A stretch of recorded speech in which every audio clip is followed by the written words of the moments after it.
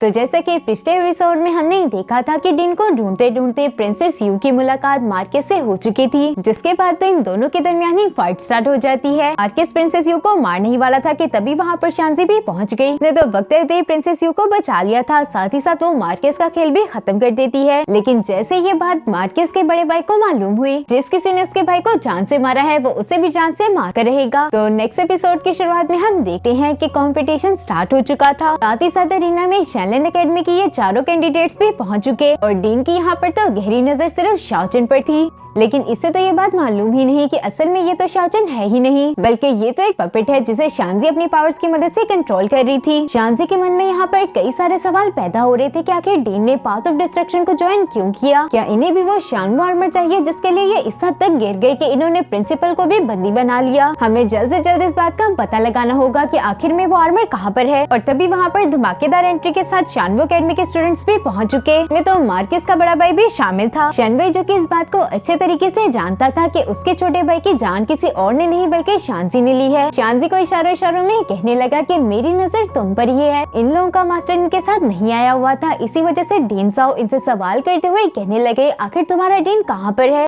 जिस पर तो ये लोमड़ी जैसी शक्ल वाला आदमी आगे बढ़कर कहने लगा ये तो बस एक बार्बर मैच था और इसी वजह से डीन आज यहाँ पर नहीं आए। ये चारों मिलकर भी हमारा मुकाबला नहीं कर पाएंगे। और ये बात सुनते साथ तो शैनलैंड एकेडमी के सारे स्टूडेंट्स से भड़क चुके थे, क्योंकि इसने तो शैनलैंड एकेडमी की बेइज्जती कर डाली। प्रिंसेस यू को भी यहाँ पर इस बंदे पर काफी गुस्सा आ रहा था। वो गुस्से से भड़कते हुए कहती है इस कमीने का तो मैं मुंह तोड़ डालूंगी, आखिर इसकी हिम्मत भी कैसे हुई हमारी एकेडमी के बारे में ऐसा बोलने की। शांजी भी प्रिंसेस यू की बात से एग्री करती थी। वो उससे कहती है कि हाँ ये तो मुझे मालूम था कि शानवो एकेडमी के स्टूडेंट थोड़े से एरोगेंट हैं, पर ये इतने ज्यादा होंगे इस बात का अंदाजा तो मुझे भी नहीं था। शानवो एकेडमी के डीन को यहाँ पर आना चाहिए था, क्योंकि पिछले साल तो वो यहाँ पर आए थे और हमारे दरमियान काफी अच्छी बातें भी हुई। मगर ये लोमड़ी की शक्ल वाला बंदा तो रुकने का नाम ही नहीं लेता, बल्कि यहाँ पर तो वो उल्टा डीन की बेइज्जती करते हुए कह रहा था। इधर डीन उस लड़के की बात का जवाब देते हुए कह रहे थे कि नहीं फिर भी इस बात से किससे फर्क पड़ता है, हम तो यहाँ पर बस कंपटीशन के लिए आए हैं, ना कि आप लोगों के साथ बैठकर बातें करने के लिए। बात सुनकर तो डीन का दिल ऐसे कर रहा था कि जैसे इस कमीने का मुंह ही तोड़ डाले, मगर बेचारे अपनी रेपुटेशन की वजह से वहीं पर रुक गए। शैनवे, जो कि इन सब लोगों की बातों से ही तंग आ चुका था, वो डीन से कहने लगा कि चलो बस भी करो, जल्दी से कंपटीशन को स्टार्ट करते हैं। जो कहते ही वो अरीना से रवाना हो जाता है। तो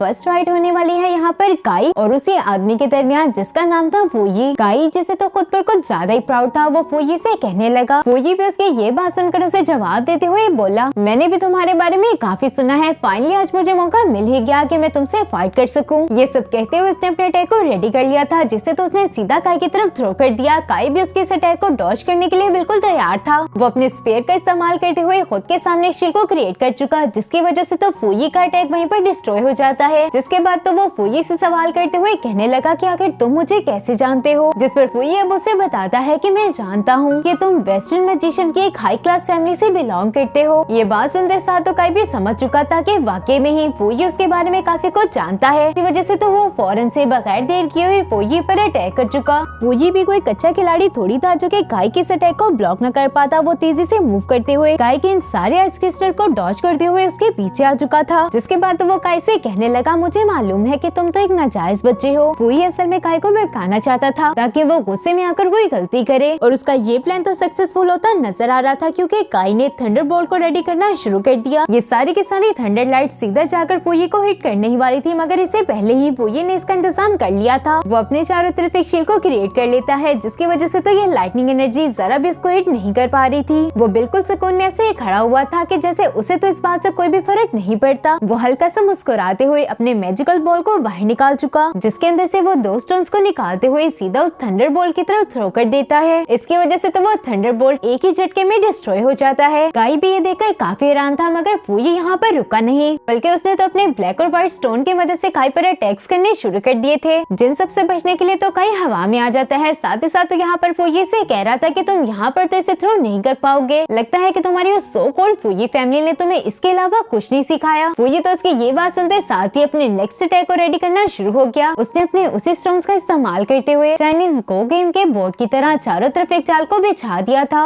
लेकिन काई को तो इस बारे में कुछ भी मालूम नहीं था। इसी वजह से जैसे ही उसने जमीन पर कदम रखा तो वो अपनी जगह पर ट्रैप हो गया, यानी कि काई अब अपनी जगह से मूव नहीं कर सकता। और फूयी इसी बात का फायदा उठाते हुए अपने स्टोन्स की मदद से काई पर अटैक्स करना शुरू कर चुका। रुका, जिसकी वजह से तो काई काफी हद तक जख्मी भी हो चुका था। देखते हुए तो फुई धीरे धीरे काई के पास आकर उसे कहने लगा, जैसा कि मैंने सोचा था कि तुम्हारा खून प्योर नहीं है, इसी वजह से तुम मेरा मुकाबला नहीं कर सकते। अब क्या कहते हो कि मैं तुम्हें जान से मार डालूं या फिर तुम खुद ही हार मानोगे। नेक्स्ट सीन शिफ्ट होकर शाओचन पर आ जाता है, जो कि छुपते छुपाते आखिरकार उस कोर्टयार्ड तक पहुंच ही चुका था। इन मिथिकल बीस्ट के होते हुए शाओचन अंदर कैसे ही जा सकता था, इसी वजह से वो इनकी स्ट्रेंथ का पता लगाने के लिए अंदर की तरफ एक स्टोन को थ्रो कर देता है, जिसके आवाज को तो सुनते साथ ही इन मिथिकल आर्ट्स ने उस पर अपने पॉइजनस फ्लूइड को रिलीज कर दिया, जिसकी वजह से तो पास ही में मौजूद स्टैचू भी पल भर में डिस्ट्रॉय हो गया। ये देखकर तो शाओचन को भी समझ आ चुका कि वो सामने जाकर तो इनका मुकाबला नहीं कर पाएगा, से किसी न किसी तरीके से इन्हें बाहर लाना ही होगा। तभी यहाँ पर शाओचन को एक बढ़िया सा आइडिया आया और उसने उन चींटियों को बाहर बुलाने के लिए उनके रास्ते में बहुत सारे शुगर क्यूब्स रख दिए, जिनको खाने के लिए वो चींटियां कोर्टयार्ड से बाहर चली गई। उनके यहाँ से जाते ही शाओचन का भी रास्ता साफ हो चुका था, इसीलिए वो अंदर की तरफ चला जाता है। अंदर का नजारा भी काफी खूबसूरत था। सामने की तरफ शाओचन को एक गेट नजर आया, जिसकी तरफ वो आगे बढ़ने लगा। तो जैसे ही शाओचन ने उस गेट को ओपन किया तो सेम टू सेम आगे भी वही जगह मौजूद थी। शाओचन को कुछ समझ नहीं आ रहा था कि आखिर ये उसके साथ क्या हो रहा है। वो भागते हुए जैसे ही थर्ड डोर को भी ओपन करता है तो उसके सामने दोबारा से वही चीज थी। शाओचन अपनी शैडो डांसिंग टेक्निक का इस्तेमाल करते हुए बस भागते जा रहा था। शाओचन एक ऐसी एंडलेस लूप में फंस चुका था जो कि खत्म होने का नाम ही नहीं ले रही। इधर काई जो कि ऑलमोस्ट फुई से हार ही चुका था, इस पर तो प्रिंसेस यू को भी काफी गुस्सा आ रहा होता है। वो उससे कह रही थी, वैसे तो ये बड़ा एरोगेंट बनता है, आज पता नहीं इसे क्या हो गया, ये इस तरह चुप करके क्यों बैठा है, इसे तोड़कर फाइट करनी चाहिए, इससे अच्छी फाइट तो मैं ही कर लेती। आसपास के स्टूडेंट्स भी काई को मोटिवेट करते हुए कह रहे थे कि काई तुम कर सकते हो, तो इस तरह से हार नहीं सकते, काई तुम्हें लड़ना होगा। वाइस डीन भी शैनलिन एकेडमी की इज्जत के लिए काफी परेशान थी। वो चिंता करते हुए कहते हैं, काई ये तुम्हें क्या हो गया, मगर जैसे ही उनकी नजर डीन जाओ के चेहरे पर पड़ी तो वो जरा भी परेशान नहीं लग रहे थे। इसी वजह से वो उनके पास जाकर उनसे सवाल करते हुए कहने लगे, आप तो काई के मास्टर हैं, प्लीज मुझे बताएं कि क्या वो इस राउंड को जीत सकता है। तभी डीन जाओ याद करते हैं कि कैसे बहुत सारे स्टूडेंट्स उनका डेसिबल बनने के लिए आए थे। डीन जाओ की तो बस एक ही कंडीशन थी कि जो कोई भी फायर गेनोडर्मा को लेकर आएगा वो सिर्फ उसे ही अपने डेसिबल के तौर पर चूज करेंगे, और ये काम काफी मुश्किल था। काई ने अपनी जान को खतरे में डालते हुए इस काम को कर दिखाया, क्योंकि वो वाकई में ही डीन जाओ का डेसिबल बनना चाहता था। डीन जाओ को तो अपने स्टूडेंट पर अभी भी पूरा यकीन था कि वो इनसे नहीं हारने वाला। रीना में मौजूद फुई एरोगेंटली काई से कह रहा था कि मेरी बात मान लो, अगर तुमने यहाँ से हिलने की जरा भी कोशिश की तो तुम मारे जाओगे, नाजायज बच्चे तुम तो बहुत डीठ हो। उसकी ये बात सुनकर काई तो काफी भड़क चुका और वो अपनी पावर्स को रिलीज करते हुए कह रहा था कि मुझे बहुत गुस्सा आता है जब भी मुझे कोई इस नाम से पुकारता है। जो कहते ही उसने आइस फॉर्मेशन का इस्तेमाल करके खुद के चारों तरफ आइस को क्रिएट कर लिया। वो ये काई की ऐसी हरकत देखकर उस पर हंसते हुए कहने लगा, आज तो तुम मुझसे नहीं बच सकते, तुम जितनी भी कोशिश कर लो मैं तुम्हें मार कर ही रहूंगा। जो कहते साथ ही उसने अपने स्टोन्स का इस्तेमाल करते हुए काई पर अटैक कर दिया, मगर जैसे उन स्टोन्स ने उस आइस ब्लॉक को हिट किया तो हम देख पाए कि वहाँ पर तो काई मौजूद ही नहीं था, जिस बात से तो फुई भी काफी हैरान है। बात समझ नहीं आ रही थी कि आखिर काई कहाँ चला गया। वो इधर उधर काई को ढूंढने की कोशिश कर रहा था और इतने में ही काई उसके पीछे आकर खड़ा हो गया और उससे कहने लगा कि तुम मुझे ढूंढ रहे हो। इस बात ने तो फुई को चौंका कर रख दिया। काई से दूर जाने ही वाला था, मगर इससे पहले ही काई ने अपनी आइस एबिलिटीज का इस्तेमाल करते हुए उसे उसकी जगह पर ही फ्रीज कर दिया। साथ ही साथ अब यहाँ पर काई उसे बताता है कि जब तुम अपने चेस बोर्ड प्लान को एग्जीक्यूट कर रहे थे तो उसी वक्त मैंने भी अपने बैकअप प्लान को रेडी कर लिया था, और उस आइस ब्लॉक में मैं नहीं बल्कि मेरा क्लोन था, जबकि मैं तो टेलीपोर्टेशन कार्ड का इस्तेमाल करते हुए तुम्हारे पीछे आ चुका था। तुम क्या सोचे थे कि तुम आसानी से मुझे मार डालोगे? अब तुम्हारे इस बारे में क्या ख्याल है, क्योंकि अब तो तुम अपनी जगह से भी मूव नहीं कर सकते। जिसके बाद तो काई ने अपनी बेइज्जती का बदला लेने के लिए फुई पर अपने आइस क्रिस्टल से अटैक कर दिया, जिनसे हिट होने की वजह से तो फुई सीधा जाकर जमीन पर गिर गया। नेक्स्ट काई ने अपनी एनर्जी का इस्तेमाल करते हुए वहाँ पर सबसे खतरनाक थंडरबोल्ट को क्रिएट करना शुरू कर दिया। से इतनी तेज लाइटिंग एनर्जी निकल रही थी कि फुई बेचारा भी डर चुका, क्योंकि वो अपनी जगह से हिल भी नहीं पा रहा था, क्योंकि काई ने उसे पहले ही फ्रीज कर दिया। ये लाइटिंग स्ट्राइक आहिस्ता आहिस्ता करके फुई की तरफ आगे बढ़ी थी, जिनसे फुई को काफी डर लगता है। वो काई को रोकने की अपनी पूरी कोशिश कर रहा था। वो काई को चिल्लाते हुए कहता है कि काई प्लीज रुक जाओ, मगर काई तो आज किसी की नहीं सुनने वाला। वो उस पर गुस्सा होते हुए कहता है, मैं चाहता हूँ कि तुम इस हार को हमेशा याद रखो, क्योंकि तुम्हें ये हार एक नाजायज बच्चे से मिली है। जो सब कहते साथ ही काई ने सील ऑफ फॉरेस्ट को फुई की तरफ थ्रो कर दिया, जो सील जाकर सीधा फुई से टकरा जाती है, जिसकी वजह से तो चारों तरफ धुआं फैल चुका था। और धुएं के हटने के बाद हम देखते हैं कि फुई का तो काम तमाम हो चुका। वो बेचारा तो इस कंडीशन में भी नहीं रहा कि वो उठकर खड़ा हो सके। काई के मास्टर और अरीना में मौजूद सब लोग ही काई की इस जीत से काफी खुश थे। तभी डीन जाओ को ये मैसेज मिल गया कि उनके कोर्टयार्ड में कोई घुस गुस्सा आया है। इसी वजह से डीन जाओ फौरन से कोर्टयार्ड की तरफ रवाना हो गए। चाओ चन भी यहाँ पर अपनी पूरी कोशिश कर रहा था कि वो किसी न किसी तरीके से इस मैजिकल सर्कल को तोड़ पाए, लेकिन काफी देर भागने के बाद भी कोई फायदा नहीं हुआ कि तभी अचानक से चाओ चन की नजर दरवाजों पर लगे सिंबल्स पर पड़ जाती है, जिससे उसे ये बात समझ आ गई कि ये डोर तभी ओपन होंगे जब कोई इन मंत्रा को रीड करेगा। और चाओ चन के ऐसा करते साथ ही सामने की तरफ मौजूद वो डोर ओपन हो जाता है और चाओ चन को डीन नजर आ गए जो कि एक बेड पर लेटे हुए थे। इनके आसपास बहुत सारी ब्लड की बोतल्स भी मौजूद थी। देखने पर तो ऐसा लग रहा था कि जैसे इनकी बॉडी से खून को निकाला जा रहा हो। चाओ चन को भी आहिस्ता आहिस्ता सब चीजें समझ आने लगी थी। वो खुद से ही कहने लगा कि आखिर डीन जाओ इतने ज्यादा क्रूअल कैसे हो सकते हैं। वो अब तक अपनी मैजिकल पावर्स को इंक्रीज करने के लिए प्रिंसिपल के ब्लड का यूज कर रहे थे। उसी वक्त वहाँ पर डीन जाओ भी पहुँच गए, जो कि चाओ चन को यहाँ पर देखते हुए उसे कह रहे थे कि मुझे यकीन ही था कि तुम ही होगे। चाओ चन को तो डीन जाओ पर पहले ही काफी गुस्सा आ रहा था। इसी वजह से वो फौरन से अपने ड्रैगन कैचर टेक्निक का इस्तेमाल करते हुए डीन जाओ पर अटैक कर चुका। अगर इससे पहले कि चाओ चन का ये अटैक डीन को हिट कर पाता, वो वहाँ से गायब हो चुके। चाओ चन लगातार कोशिश कर रहा था कि वो डीन को मार सके, मगर उसका एक भी अटैक डीन को हिट नहीं कर पाता। डीन अब चाओ चन से कहने लगे कि ये तुम क्या कर रहे हो, तुम्हें ये फाइट मेरे साथ नहीं बल्कि चलकर एरिना में करनी चाहिए, क्योंकि ये जगह फाइट करने के लिए नहीं है, बल्कि यहाँ पर तो प्रिंसिपल रेस्ट करते हैं। जिस पर तो चाओ चन उसे जवाब देते हुए कहता है कि तुमने क्या मुझे बेवकूफ समझ रखा है कि मैं तुम्हारी इन बातों में आ जाऊंगा। मुझे अच्छे से मालूम है कि डीन यहाँ पर कोई रेस्ट वेस्ट नहीं कर रहे, बल्कि तुम उनके ब्लड का यूज कर रहे हो ताकि तुम अपनी स्ट्रेंथ को बढ़ा सको, लेकिन मैं और ज्यादा ऐसे नहीं होने देने वाला। जो कहते साथ ही चाओ चन ने जेड रूई की पावर्स को एक्टिवेट कर लिया था। अपने स्पेयर का इस्तेमाल करते हुए डीन जाओ पर अटैक करने की पूरी कोशिश करता है, मगर डीन जाओ ने तो सिर्फ अपने 2 फिंगर्स का इस्तेमाल करते हुए चाओ चन के स्पेयर को पकड़ लिया। मगर चाओ चन यहाँ पर रुका नहीं, बल्कि वो अपने स्पेयर को छुड़ाते हुए दोबारा से डीन जाओ पर अटैक कर चुका और इस बार का उसका ये अटैक डीन जाओ को लगने ही वाला था। मगर उसी वक्त प्रिंसिपल को होश आ जाता है और उसने अपनी पावर्स का इस्तेमाल करते हुए सब चीजों को स्टॉप कर दिया। चाओ चन भी उनकी ऐसी पावर्स को देखकर काफी हैरान था, क्योंकि आज से पहले उसने किसी को भी टाइम को कंट्रोल करते हुए नहीं देखा। वो अपने मन में सोच रहा था कि प्रिंसिपल तो बहुत ज्यादा पावरफुल हैं, तो फिर वो इस कंडीशन में कैसे पहुंच गए। प्रिंसिपल के पास इतनी ज्यादा पावर्स मौजूद नहीं थी कि वो अपने इस मैजिक को और ज्यादा कंटिन्यू कर सके, इसीलिए वो इन दोनों को अनफ्रीज कर देते हैं। इधर प्रिंसिपल की भी कंडीशन काफी खराब थी, क्योंकि उनके मुंह से ब्लड आ रहा था। चाओ चन ये देखकर तो प्रिंसिपल के लिए और ज्यादा परेशान हो गया। डीन जाओ भी प्रिंसिपल की तरफ आगे बढ़ने लगा था, मगर चाओ चन को तो उस पर रत्ती बराबर भी यकीन नहीं है, इसीलिए वो उसकी गर्दन पर अपनी तलवार को रखते हुए उसे वहीं पर रोक लेता है। प्रिंसिपल भी इस बात को समझ चुके थे कि चाओ चन ऐसे तो नहीं मानने लगा, इसीलिए वो चाओ चन को बताते हैं कि डीन ने मेरे साथ कुछ भी गलत नहीं किया, कि मैं तो बहुत बुरे तरीके से इंजर्ड था और इन्होंने मुझे बहुत अटैक किया। उनकी ये बात सुनते साथ तो चाओ चन हैरत से उनसे सवाल करते हुए कहने लगा कि ऐसी हालत करने वाला आखिर कौन था, जिस पर प्रिंसिपल उसे जवाब देते हुए कहता है कि पाथ ऑफ डिस्ट्रक्शन। और इसी इंटेंस सीन के साथ हमारा ये वाला एपिसोड यहीं पर खत्म हो जाता है। तो फिर मिलते हैं नेक्स्ट एपिसोड में, तब तक के लिए इतना ही, बाय बाय।